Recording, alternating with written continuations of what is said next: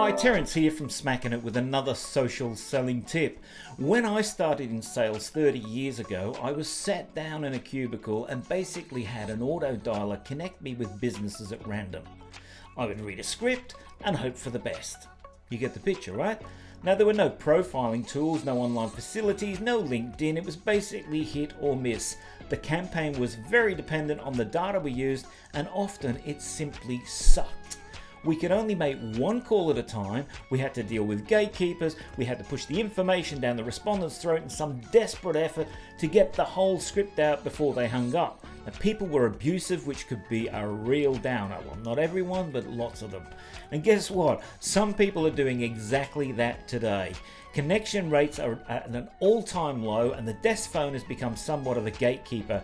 And more people are working from home, which brings the cultural shift in towards online information gathering, the use of AI and other online tools. That can only mean one thing: telesales on the auto dial are dead. I mean, our goal when making millions of calls per day was to start a conversation with the decision maker through whatever verbal gymnastics an individual possessed, and if the lead came through, it'd be sent through to the sales team and they would follow up, or we would drive the sale ourselves depending on the values of the product and other factors in the campaign we were executing.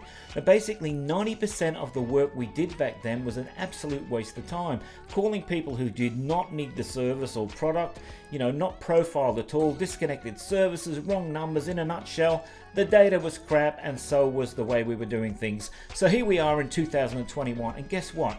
Yes, I said it before, but people are still using the old model. And if that is you, I've got some awesome news for you. Social selling is the new norm. Now, the difference between telesales model and a social selling is stark. So firstly, I can profile every person I contact. I don't browbeat, pitch slap, or annoy potential customers. I can have as many conversations going at the same time, and I work with validated data so I know the person A exists and B actually works for the company, and I can maximize the value I'm getting out of each hour because of this. Now, I'm not saying that every person that we reach out to in social selling is going to become a client. That'd be preposterous. And yes, some people will even ignore your outreach efforts. Nothing new there. Some people just don't need or cannot afford your service or product. However, as far as actually starting a conversation, just like we did in the bad old days of telecalling, social selling is a supercharged machine ready for you to take advantage of. Now, if you want to find out how we may be able to educate and serve your business,